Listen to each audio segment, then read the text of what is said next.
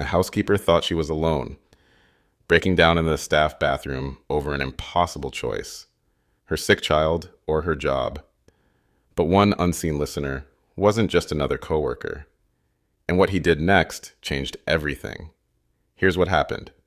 But before we continue, let us know in the comments where you're watching from. Subscribe to the channel because tomorrow at the same time, we'll bring you another powerful undercover story that reveals the hidden realities behind the institutions we trust. You won't want to miss it. Michael Preston stood at the floor-to-ceiling window of his corner office, staring at the cityscape dotted with several of his Sunrise Hotels properties. 15 hotels in just 12 years. Not bad for someone who started as a front desk clerk. He turned away from the view and glanced at his laptop screen. The guest reviews from his flagship downtown location still open. His frown deepened as he scrolled through another scathing review. The room was fine, but the service was terrible. Staff seemed miserable and overworked. Nothing like the Sunrise experience we had last year. Won't be returning. It was the 5th similar review this week alone. Michael picked up his phone. Janet, can you get Thomas from operations on the line? Minutes later, Thomas Barnes, Michael's operations director, appeared on the video call. These reviews from the downtown location, Michael began. I'm concerned. This isn't just one unhappy guest. There's a pattern forming. Thomas's expression remained neutral. It's just post-pandemic adjustment issues. The labor market is tight, and we've had to bring on some less experienced staff. It'll smooth out. That's what you said 3 months ago, Michael replied. And the downtown property was always our strongest performer. What's changed? Look, we've got a new general manager there, Diane Walker. She's implementing some efficiency measures. Change is always uncomfortable. Give it time. As Thomas continued with reassurances, Michael's attention drifted to one particular review, describing a housekeeper who seemed on the verge of tears, apologizing repeatedly for being unable to provide extra towels because the supervisor wouldn't allow it. After ending the call, Michael sat in silence. Trust the process, trust the management, but what if the process was broken? He pulled up the downtown hotel's staffing reports. High turnover in housekeeping, increased sick days, decreased internal promotion rates. The numbers told a story that contradicted the reassurances he'd just received. Michael closed his laptop decisively. If his team wouldn't get him answers, he'd find them himself. Over the next week, Michael meticulously prepared his transformation. He stopped shaving, allowing his usually well-groomed appearance to give way to a scruffy stubble. He purchased a bottle of drugstore hair dye to cover the gray in his hair and added non-prescription glasses with thick frames. Gone were his tailored suits and designer shoes, replaced with faded jeans, plain button-downs, and comfortable work shoes. A 2-week personal retreat, he told his assistant Janet. Complete digital detox. Only contact me for the absolute emergencies. With his new identity established, Mike Peters, 45, former retail manager, looking for a change of pace, Michael applied online for a housekeeping position at his downtown hotel. The process itself was revealing. Clunky application, automated response, and an impersonal hiring event where he was hired on the spot with barely any questions asked. When he arrived at the employee entrance of his own hotel, he was struck by how different it looked from this perspective. The sleek, modern lobby he'd designed to welcome guests was nowhere to be seen. Instead, staff entered through a dingy hallway with scuffed walls and flickering fluorescent lights, a far cry from the luxury experience marketed to guests just one floor above. About 20 applicants gathered in a small windowless room. Most looked tired before the workday had even begun. A harried HR representative handed out paperwork with minimal explanation, then disappeared for nearly 30 minutes. Always like this, muttered the woman next to him, a middle-aged lady with kind eyes and a weary smile. My cousin works in laundry, says they're always understaffed, but management acts like it's the workers' fault. As he left through the employee entrance after orientation, he passed a housekeeper pushing an overloaded cart. She looked exhausted, her uniform wrinkled, dark circles under her eyes. She barely glanced at him as she maneuvered the unwieldy cart through a narrow doorway. Michael felt a twinge of unease. He'd built Sunrise hotels on the promise of creating exceptional experiences for guests and fulfilling careers for staff. What he'd seen today suggested he'd failed at least one of those commitments. "You're all here for housekeeping orientation?" A woman strode toward them on his first day of training, her practical heels clicking sharply against the linoleum floor. "I'm Victoria Mercer, executive housekeeper. You're late." A young man checked his watch with a confused expression. "But the email said 9 o'clock, Victoria cut him off. "At Sunrise Hotels, on time is late. Early is on time. Remember that." The orientation itself was rushed and impersonal. Victoria distributed thick binders of protocols, but gave them barely 10 minutes to review the material, highlighting efficiency standards repeatedly. 18 minutes per room for checkout cleaning, 12 for stayover service. "If you can't maintain these times, you won't last," she said flatly. "We track everything." A petite woman with warm brown eyes raised her hand hesitantly. "What about special requests from guests? If they need extra assistance?" Victoria's gaze sharpened. "You must be Olivia. HR mentioned you." Something in her tone suggested this wasn't a compliment. "Special requests go through me. Your job is to clean rooms according to protocol within the allotted time. Nothing more, nothing less." After a cursory tour of the housekeeping areas, storage rooms stocked with dwindling supplies, a cramped break room with a microwave that looked older than some of the new hires, laundry facilities with warning signs on malfunctioning equipment, they were paired with current staff for practical training. Michael found himself assigned to shadow Olivia. "Been working here long?" he asked as they walked to her assigned floor. Olivia glanced over her shoulder, seemingly checking if Victoria was within earshot before answering. "Almost 2 years.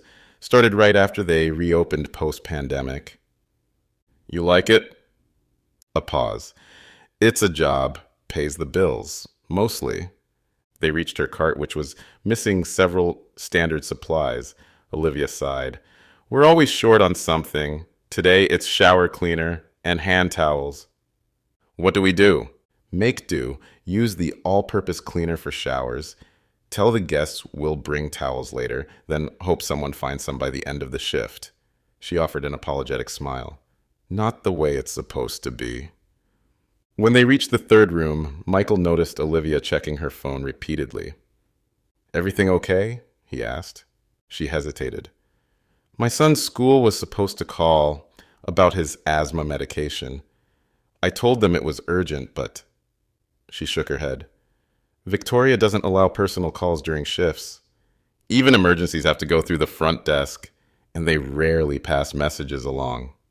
"That doesn't seem right," Michael remarked, genuine concern in his voice. "It's not." The words came from the doorway where a lanky young man in a maintenance uniform stood. "Whole place has gone downhill since Diane took over as GM and brought in her friend Victoria." He extended a hand to Michael. "I'm Jason, by the way. Maintenance." Throughout the rest of the training, Michael observed more concerning patterns. Staff shared stories of denied time-off requests, even for medical emergencies. Schedule changes happened with minimal notice, wreaking havoc on childcare arrangements and second jobs. Promised raises vanished into next quarter's budget review. Most troubling was the clear divide among staff. Those who complied with Victoria's demands without question received preferential treatment, better schedules, newer equipment, easier room assignments. Those who raised concerns, like Olivia, were subtly punished with the worst shifts and heaviest workloads. By day's end, Michael's back ached from unfamiliar physical labor, but his mind was racing with everything he'd learned. This wasn't just an efficiency problem. This was a toxic workplace created under his company's name. "Morning assignments," Victoria announced without preamble on Michael's first official shift. "Rivera, you're on the 8th floor today. Peters, 6th floor with Martinez." As the staff dispersed, Michael noticed Olivia lingering to speak with Victoria. "Victoria," Olivia began hesitantly, "about yesterday's executive floor inspection." "3 rooms failed quality check," Victoria interrupted coldly. "Unacceptable. I was alone on a floor that normally has 2 housekeepers, and I still managed..." Excuses don't clean rooms, Rivera. This goes in your file. One more failed inspection and you're on probation.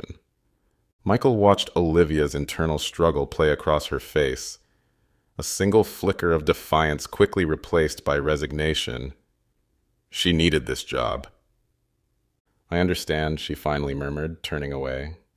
Throughout the morning, Michael worked diligently alongside Martinez, learning the veteran housekeeper's techniques while keeping an eye on Olivia whenever possible. She moved at an almost frantic pace, skipping her first break to stay on schedule. Used to be the best property in the chain, Martinez explained as they changed linens in a suite. Manager before Diane, Mr. Collins. He knew everyone's name, helped out when we were short-staffed. Guests loved him because the staff was happy. Then corporate decided we needed to be more efficient. He made air quotes around the word. What changed? Michael prompted. Everything. Staffing cuts, supply reductions, impossible time standards. Collins refused to implement half the changes and suddenly retired. Diane showed up a week later with Victoria in tow. During lunch, Michael maneuvered to sit near Olivia in the break room. She was on the phone, her voice hushed, but clearly distressed. I know, baby. I'm so sorry. Tell Ms. Whitaker I can't make it. No, you did nothing wrong. Mommy's job just got complicated today. I'll try to see your teacher another day. Everything okay? He asked gently after she ended the call. Olivia forced a smile. Fine. Just kid stuff. Your children, how many do you have? 2. Her expression softened genuinely for the first time that day. Emma's 10, super independent, takes care of everything. And Liam's 7, struggling a bit with reading, but smart as a whip with numbers. They sound great. They are. She toyed with her half-eaten sandwich. It's not easy, though. Their dad's not in the picture, and my parents live 3 states away. She glanced at the wall clock. 10 more minutes, then back to the grind. I noticed you skipped your morning break, Michael said. Olivia shrugged. Only way to finish the executive floor alone. Victoria knows it's impossible to clean all those rooms in one shift, especially with checkout protocols. She's setting me up to fail. Why would she do that? Olivia lowered her voice. I reported her to HR last month. A guest gave me a cash tip directly, and Victoria demanded I turn it over for the team pool. But there is no team pool. Everyone knows she keeps the money. She sighed. HR did nothing, of course. They never do. But Victoria's had it out for me ever since. Around 4 p.m. Michael overheard Victoria on the phone in the supply closet, her voice sharp with irritation. I don't care what corporate says about retention. Some people aren't worth keeping. Yes, I'm talking about Rivera. She's constantly prioritizing her personal issues over work. No, I've documented everything. 3 more write-ups, and we can terminate without risk. Michael's jaw clenched. He'd heard enough to recognize a systematic campaign to push out an employee who dared to speak up. This wasn't just bad management. It was potentially illegal retaliation. At the end of his shift, Michael noticed Olivia still working frantically, checking her watch with increasing anxiety. It was nearly 5 p.m. Her parent-teacher conference was slipping away with each room she cleaned. As he passed Victoria's office, he heard her instruct the evening supervisor. Make sure Rivera completes all executive floor rooms before leaving. No exceptions. If she leaves early, it's insubordination. Michael felt a cold anger settle in his chest. This was deliberate cruelty, carried out in his company's name. The next morning, Michael found Olivia in the break room, alone, her eyes red-rimmed and swollen. She quickly wiped her face when she noticed him. Morning, she said, her voice slightly hoarse. You're early. So are you, Michael replied gently. Everything okay? Olivia nodded unconvincingly. Fine, just preparing for the day. She gestured to the papers spread before her, what appeared to be bills, many stamped with urgent payment notices. Throughout the morning, Michael worked efficiently while keeping an eye on Olivia. Around mid-morning, he found himself alone, restocking a supply closet when he heard muffled sounds from the nearby staff restroom. Pausing, he realized someone was crying, trying desperately to muffle the sound, but clearly in distress.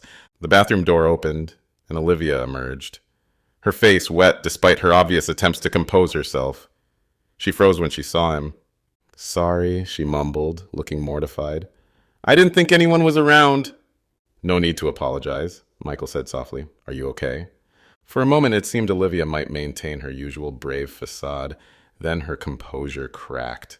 "No," she whispered, her voice breaking. "I'm not okay. Nothing is okay." She leaned against the wall, fresh tears spilling down her cheeks despite her efforts to stop them. Michael waited patiently, offering his presence without pressure. "I got an eviction notice yesterday," she finally said. "Rent went up again, and I'm already 3 weeks behind. My second job cut my hours. Liam's asthma medication isn't covered by our insurance, and—" She broke off, shaking her head. "I don't know why I'm telling you this. You just started. You don't need my problems." "Sometimes it helps to talk," Michael said gently. "No judgment here." Olivia wiped her eyes. "I've worked so hard. Applied for the supervisor position 3 times. Each time, Victoria hired someone from outside with less experience. The last one quit after 2 weeks." She laughed bitterly. "When I asked about the promised raise from 6 months ago, Diane said the budget's frozen. But they just renovated her office. New furniture, artwork, everything." As if summoned by her name, Victoria suddenly appeared at the end of the hallway, her heels clicking rapidly on the tile floor. "Rivera, what are you doing?" she demanded, approaching swiftly. "Your section isn't completed and you're standing around chatting?" "It's my break time," Olivia said quietly. Victoria checked her tablet. "Breaks were adjusted this morning. Didn't you check the updated schedule?" "There was no updated schedule posted." "I sent it by email. Your break isn't for another hour." Victoria's gaze shifted to Michael. "And you, Peters? Is your floor magically cleaning itself while you socialize?" Michael straightened, fighting the urge to reveal himself then and there. "I was restocking supplies." Victoria's eyes narrowed. "Well, you're both wasting company time now. Rivera, since you've already taken your break unauthorized, you can work straight through until the end of your shift to make up for it." "That's 8 more hours without a break," Olivia protested. "That's not legal." "You've already had a break," Victoria cut her off. "Unauthorized but taken. Now get back to work before I add insubordination to your file." Olivia stood frozen for a moment, conflict evident in her expression. Then, without another word, she turned and walked quickly toward the elevator, her back rigid with suppressed emotion. For the next 3 days, Michael methodically documented everything he observed. He carried a small notebook in his pocket, jotting down incidents, times, direct quotes, and witnesses whenever he was alone. The picture that emerged was even worse than he'd initially feared. The schedule manipulation Victoria employed wasn't just targeted at Olivia. It was systematic. Employees who questioned anything or didn't immediately comply with increasingly unreasonable demands found their hours cut, their shifts changed with minimal notice, and their concerns dismissed.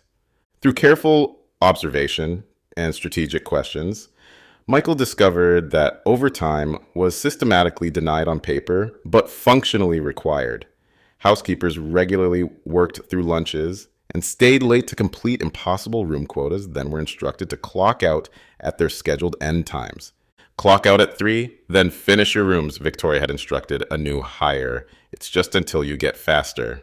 That was wage theft, plain and simple, another violation occurring under the Sunrise name.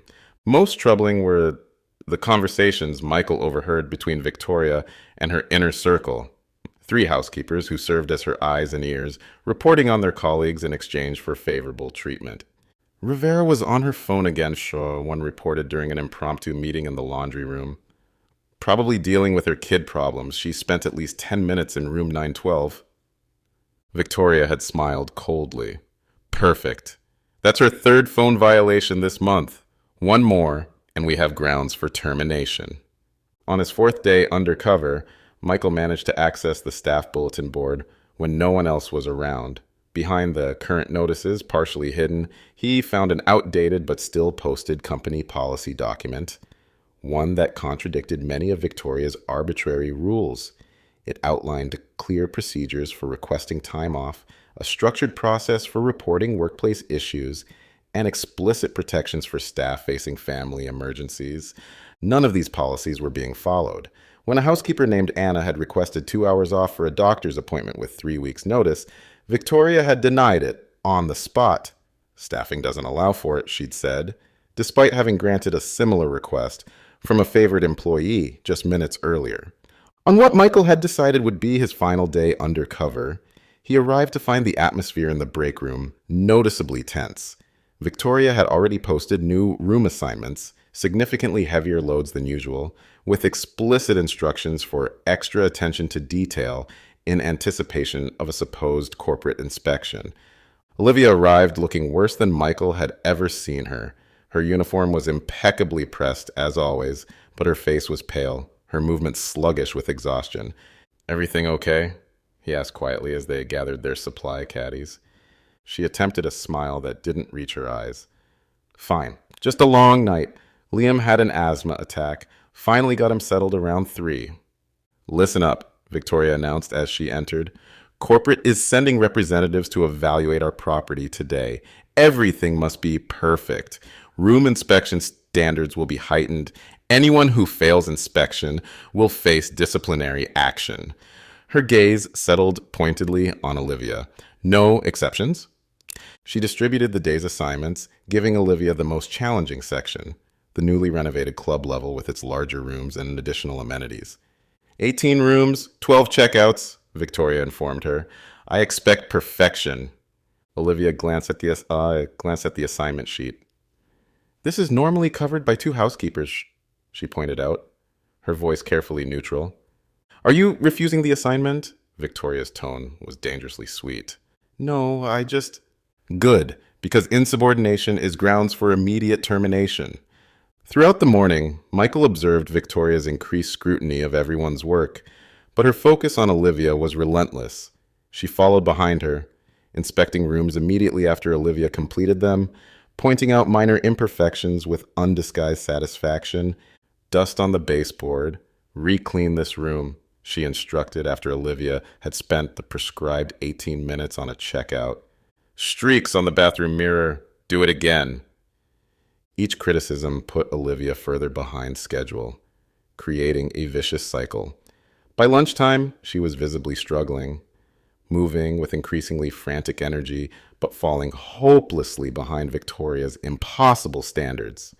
Michael had just finished his own section when his phone buzzed with a text message from Janet, his assistant. 4 board members arriving at downtown property today for surprise inspection. Thought you should know. So that explained the sudden panic about a corporate visit. Diane must have received word of the board's plans and was scrambling to create a good impression.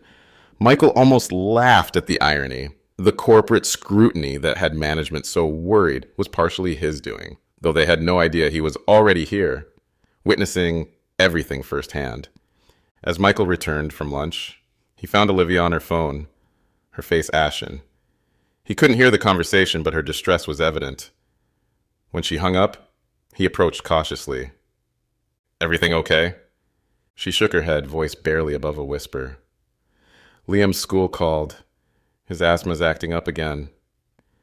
They need me to pick him up immediately and take him to the doctor."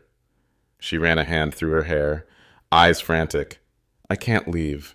Victoria will fire me on the spot, especially today with the corporate visit. But Liam—" Michael made a split-second decision. "Go! I'll cover for you."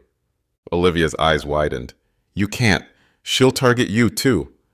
"I'll handle Victoria. Your son needs you." Olivia hesitated, torn between her child and her livelihood. "I can't lose this job," she whispered. "We'll be homeless." "Trust me," Michael said firmly. "Go take care of Liam." With a grateful nod, Olivia grabbed her purse and hurried toward the service elevator. Michael immediately began working on her assigned rooms, knowing Victoria would be making her rounds soon. As expected, Victoria appeared less than 20 minutes later. "Where's Rivera?" she demanded, looking around suspiciously. "Family emergency," Michael replied evenly. "Her son needed medical attention." Victoria's face hardened. She left without permission? During a corporate inspection? A cold smile spread across her face. That's grounds for immediate termination. She knows the policy. The policy also states family medical emergencies are exempt from standard notification procedures. Michael countered, recalling the document he'd found. Victoria's eyes narrowed. You've been here less than 2 weeks. Don't presume to know policy better than I do. She pulled out her tablet. I'll notify Diane immediately. Rivera's employment is terminated, effective today. I don't think you want to do that, Michael said quietly. Victoria scoffed. And why is that, Mr. Peters? Are you threatening me? Michael straightened, removing his glasses. Not at all, but I think Michael Preston, CEO of Sunrise Hotels, might have something to say about it. Victoria's tablet slipped from her fingers, clattering to the floor. What? You heard me. Michael's voice remained calm, but carried an unmistakable authority. I've spent the last week documenting every violation you've committed. The wage theft, the schedule manipulation, the targeted harassment, all of it. Victoria took an involuntary step backward, her face draining of color. This is some kind of joke. I assure you, it's not. Michael pulled out his company ID from his pocket. And the corporate representatives you're so worried about, they're board members I invited to see the real conditions here, not the sanitized version you and Diane present in reports. Victoria's mouth opened and closed, no words emerging. Now, Michael continued, I suggest you call Diane and tell her we're having an emergency meeting in 15 minutes. Conference room A. He checked his watch. And if you're even considering deleting evidence from that tablet, don't bother. I've documented everything extensively. 15 minutes later, Michael, now in a suit jacket hastily delivered by Janet, sat at the head of the conference room table. Diane Walker entered, her confident stride faltering when she saw him. Mr. Preston? What? I wasn't informed you'd be visiting today. Clearly, Michael replied. Please, sit down. Victoria slipped in behind Diane, her earlier arrogance completely evaporated. I've spent the past week working undercover in housekeeping, Michael began without preamble. What I've witnessed is nothing short of appalling. Wage theft, harassment, unsafe working conditions, and a systematic dismantling of everything Sunrise Hotels is supposed to represent. Diane stiffened. With all due respect, sir, you can't possibly understand the operational challenges we face based on a few days of... I understand perfectly, Michael interrupted. I understand that you've manipulated the bonus structure to reward cutting corners rather than improving service. I understand that you've allowed Victoria to create a toxic environment where fear and favoritism replace proper management. And I understand that you've lied to me and the board about conditions here. He slid a folder across the table. This contains just a fraction of what I've documented. If you'd like, I can continue this conversation with HR and legal present. Diane flipped through the pages, her expression shifting from defiance to resignation as she read Michael's detailed notes. What do you want? She finally asked. Your keys, Michael replied simply. Both of you. Your employment with Sunrise Hotels ends today. Victoria began to protest, but Diane silenced her with a look. Wordlessly, they placed their key cards on the table. Security will escort you to collect your personal belongings, Michael informed them. Any company property remains here. After they left, Michael made several calls to HR, to his executive team, and finally to the front desk. Could you please page Olivia Rivera? Ask her to come to the management office when she returns. 2 hours later, Olivia rushed through the door, still in her uniform, but clearly having come directly from a doctor's visit. She froze when she saw Michael sitting behind the desk, no longer in housekeeping attire. Mr. Peters, what's going on? They said to come to management. She stopped, confusion evident on her face. Please, sit down, Michael said gently. And it's actually Michael Preston. He extended his hand. CEO of Sunrise Hotels. Olivia sank into the chair, stunned. I don't understand. I went undercover to investigate issues at this hotel, Michael explained. What I found was unacceptable, particularly the way Victoria targeted you and others. Is this about me leaving today? I know I should have gotten approval, but Liam, your son comes first, Michael interrupted firmly. Always. And I want to work for a company that recognizes that. He leaned forward. Victoria and Diane are gone. Effective immediately. Olivia's eyes widened. Gone? And I'd like to offer you a position, Michael continued. Assistant manager of housekeeping, with a significant salary increase, flexible scheduling to accommodate your children's needs, and full benefits including comprehensive health care that will cover Liam's asthma treatments. Tears welled in Olivia's eyes. Why me? Because despite everything Victoria did to break your spirit, you never compromised on guest care. You showed more integrity and work ethic under terrible conditions than most people would in ideal circumstances. Michael smiled. That's exactly the kind of leadership Sunrise needs. I don't know what to say, Olivia whispered, wiping away a tear. Say yes, Michael replied, and help me rebuild this hotel the way it should be, where both guests and employees are treated with dignity and respect. Olivia straightened in her chair, a genuine smile breaking through her exhaustion. Yes, absolutely yes. Michael stood, extending his hand again. Welcome to the real Sunrise Hotels, Olivia. Let's get to work. Have you ever worked under a toxic boss who made your life miserable? Would you want your CEO to go undercover at your workplace?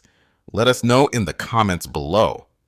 If you enjoyed this story of an undercover boss bringing justice to a mistreated employee, hit that like button and subscribe to hear more stories just like this one. Press the bell icon to get notified when we upload our next video, and check out our other undercover boss stories appearing on your screen right now. Your support helps us bring these stories to light.